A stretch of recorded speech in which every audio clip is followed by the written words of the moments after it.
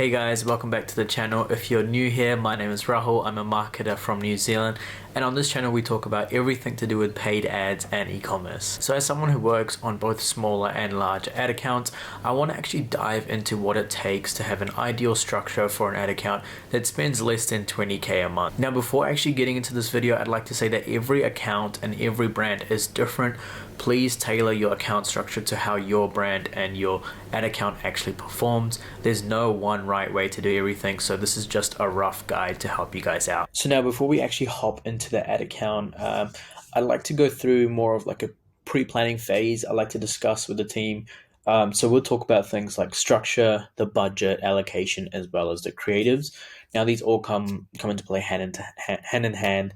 So it's quite useful that we actually go through it before we hop into that account. So the first thing we'll talk about is actually the structure.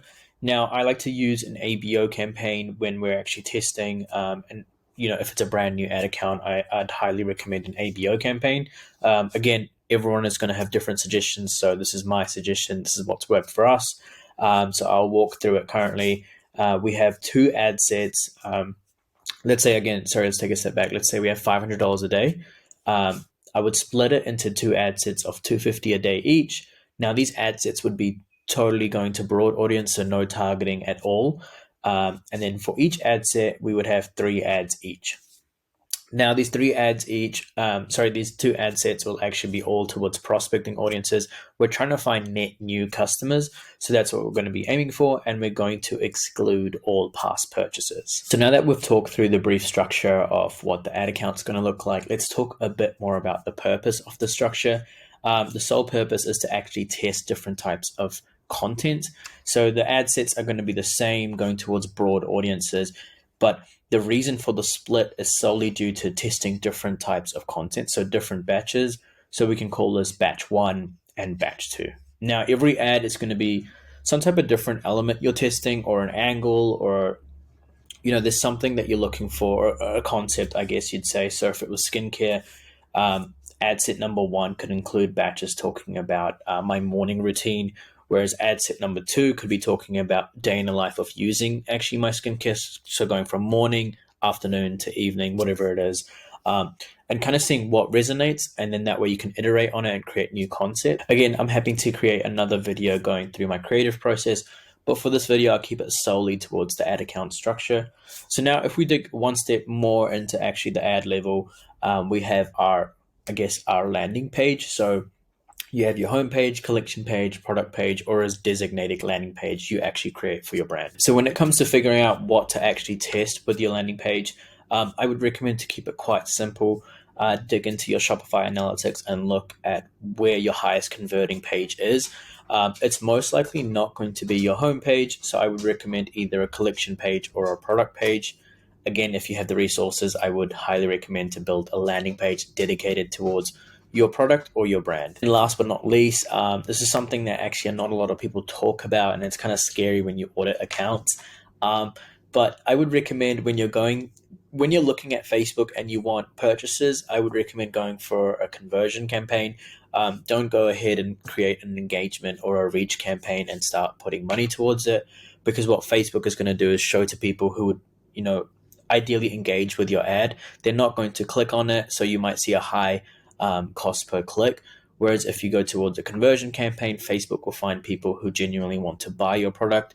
So that's something I'd recommend to make sure when you're considering this type of campaign, is make sure you're putting your budget towards the right places. So now that we've gone through the structure on basically a diagram, I'm going to go ahead and build out the structure on Facebook ads campaign and walk through it. So now I've built the structure on the ads manager, and we can just walk through it really quickly.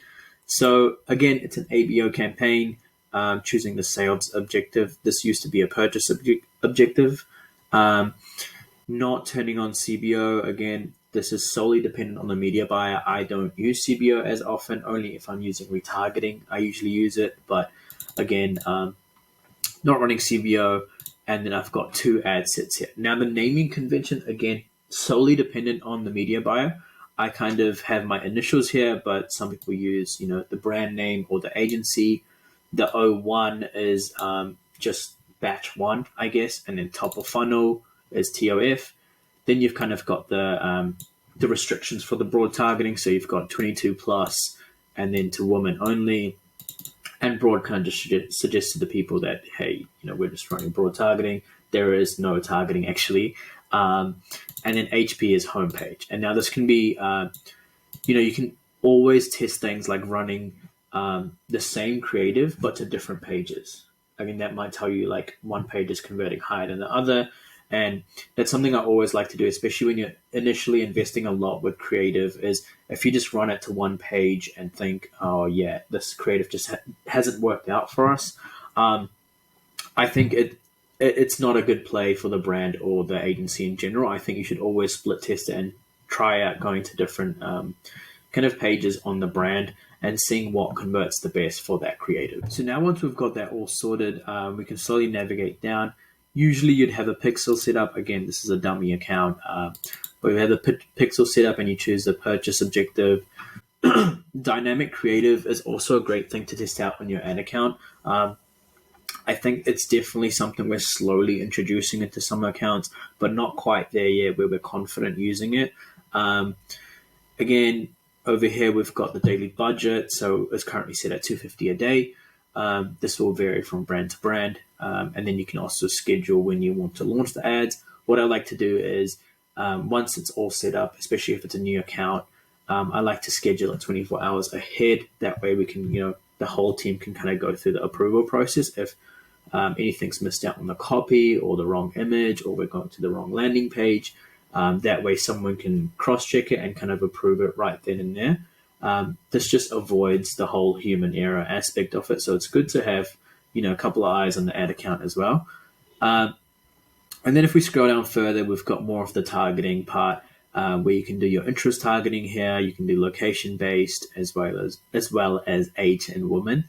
And this part, for us, for broad targeting, I'd like to exclude past purchases. Again, dummy account, I don't have the information here, but you'd ideally go in here and then you'd search for the custom audience, which would be either based on pixel events, so people who have purchased on the last 180 days, or if you have a customer list, upload the customer list. If it's a brand new ad account, just leave it wide open and kind of just start running ads from there. So once you've actually uploaded the custom list, we can scroll down further, leave detailed targeting on. On some accounts, this is actually no longer available. Facebook will automatically have this on. In terms of placements, I like to do automatic placements. Some people still do manual placement testing. Again, that's just dependent on your brand and also the creative. If you're running creative that's more suited for the TikTok style, some people like to run a stories and reels placement only. Again, that's fine. See what works for your brand and run with that. In terms of optimization and delivery, make sure to have conversions on, cost caps. Cost per result is kind of using a bidding strategy which Facebook has, which is either cost caps or bid caps. I'll go through that on another video, but for now we don't have to enter anything here. And attribution setting is kind of one thing I'd like to talk about in this video really quickly. So with the attribution setting, I like to leave it as 7-day click, 1-day view. Now, this is an attribution setting I like to leave only for prospecting. If the account has some data behind it, I will run some retargeting, and that retargeting will be on a 7-day click basis. Now, the sole purpose of this is I want the prospecting campaign to get all the view through conversions, and I don't want any of the retargeting to claim basically any of the top of funnel, any creatives that we're running or claim any of those purchases. So the 7-day click is all incremental based. If we are running retargeting, it's going to be 7-day click and all those purchases will be incremental. Now, again, this is solely on the media buyer, what they want to choose for the attribution setting. I'd recommend testing out, what you think is right and kind of building a hypothesis and a conclusion around it, and then kind of go ahead and see what's best for your brand. So if we move on to the ad level, we've got 3 concepts we've built out. I haven't added any creative, but I'll walk through that shortly. So the naming convention, again, quite similar. We've got batch number 1, broad, 22 plus, and the type of creative. So we've got carousels and then models holding products, and then what page it's going to. So for in this instance, it's going to the home page.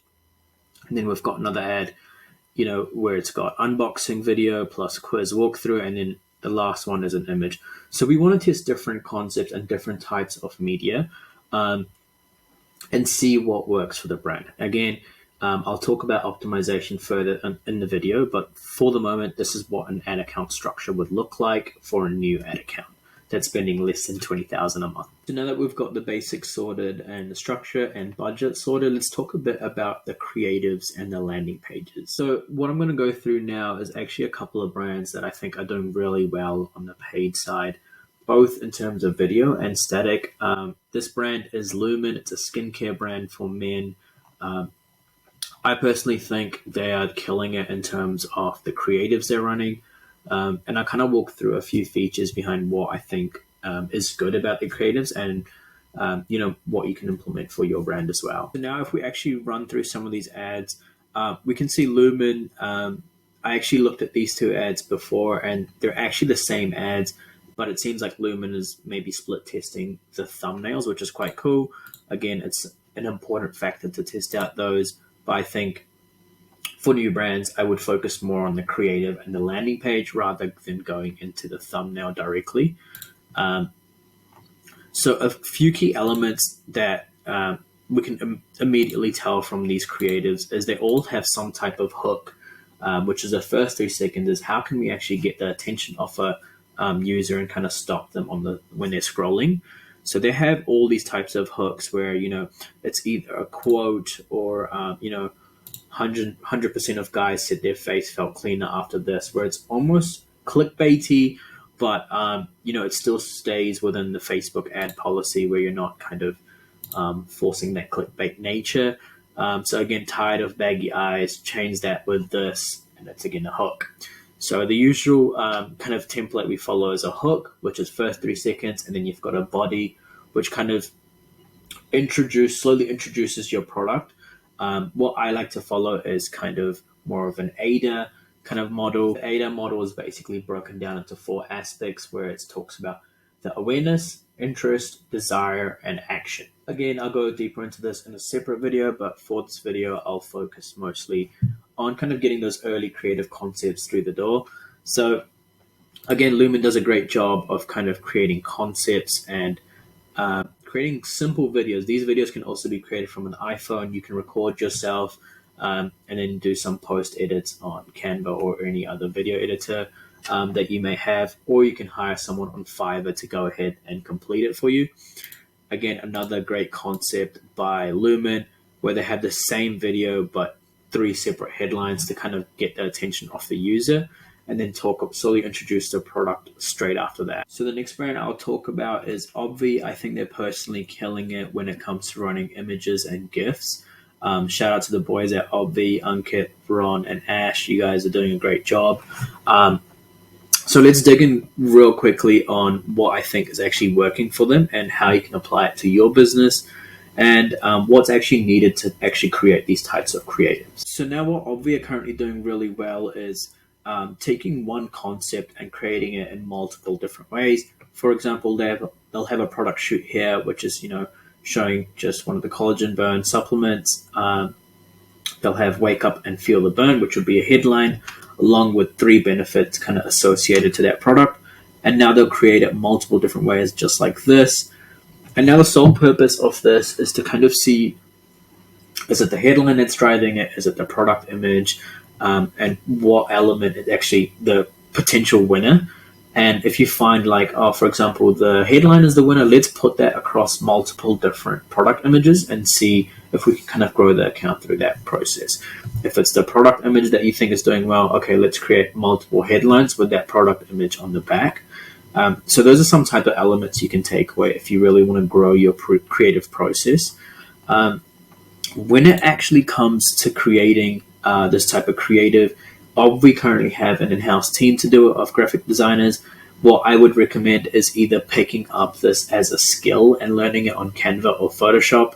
Would highly recommend Canva as a beginner, and going ahead and taking these shoots at home and then putting it on Canva and kind of designing. I'm sure you can take a quick course to actually learn these things, and it'll definitely help upskill you And then once you're at a stable rate, you can slowly outsource things like this to a freelancer on Fiverr or Upwork, and then eventually bring someone in-house once you're at that scale. What I would do once you've kind of got an idea of concepts for your creatives is slowly draw up like an Excel spreadsheet and make sure you write down all these concepts and see what works, and monitor it with the data as well that you get from Facebook ads. And that way you can actually slowly apply these things into landing pages, which I'll talk about shortly. Is, for example, if you have something that's working great, where beauty meets weight loss, you can start mentioning these words actually in your landing pages and product pages. And psychologically, it really helps, users kind of resonate with the ad as well, and also convert at a much higher rate. So I think the last part I will actually cover in this video is actually landing pages and the importance of them. So I think landing page, along with creators, is one of the biggest levers that you can actually pull for your e-commerce brand or any business in general. So I've got a business here called Jarvie Coffee. They're really great. I'm not sure who the founders are, but whoever's doing it is killing it. They have multiple different landing pages, as you can see on the URL. It's landing page number 17. So they're kind of very aggressive when it comes to landing page testing, but I'll go through the quick structure and show kind of what I think is working well, and also an alternative landing page that I think anyone can create regardless of skill level. Landing page in particular is a combination of a product page as well as a landing page. Most landing pages have a header which kind of talks maybe like a particular headline, like I was mentioning before, but over here with Jarvie Coffee, they have the product, and you can kind of check out straight away. If this doesn't convince you, we go ahead and scroll down. We've kind of got a bit of like kind of PR, I guess you could consider it, and then some GIFs and videos kind of showing the before and after, what it looks like as a regular user, and then what it looks like after using Jarvie Coffee. I think before and afters are great, especially since it is quite difficult to portray these things on the ad directly. And then a step-by-step, again, another great GIF that kind of shows the process of actually creating a coffee using Jarvie. Again, some more TikTok style content that we've got here, with some various influencers showing different use cases of using. And then finally, we've got the social proof at the bottom. And this is great to kind of close off the client or the customer, whoever it is, when it comes to purchasing the coffee. So now this is the second landing page I'll briefly talk through. Not quite sure why it looks a bit odd on desktop, but ideally this would be optimized for a mobile view, since 80% of customers are actually coming through mobile and purchasing. But this is a simple concept. It's 5 reasons why you'd ideally buy the product. So this can be for any brand in general. And the purpose of this is just having product images on the left, and then kind of like a 5 reasons why on the right hand side. And then towards the bottom, you'll have some social proof and also a checkout. So something like this page can actually be created on Unbounce. I think there's some type of free trial or a cheaper plan for small business owners where they can go ahead and create simple pages. And what you can do from here is, once you've created this on Unbounce, you can attach your UTM parameters and also directly link the call to action button straight to your Shopify checkout.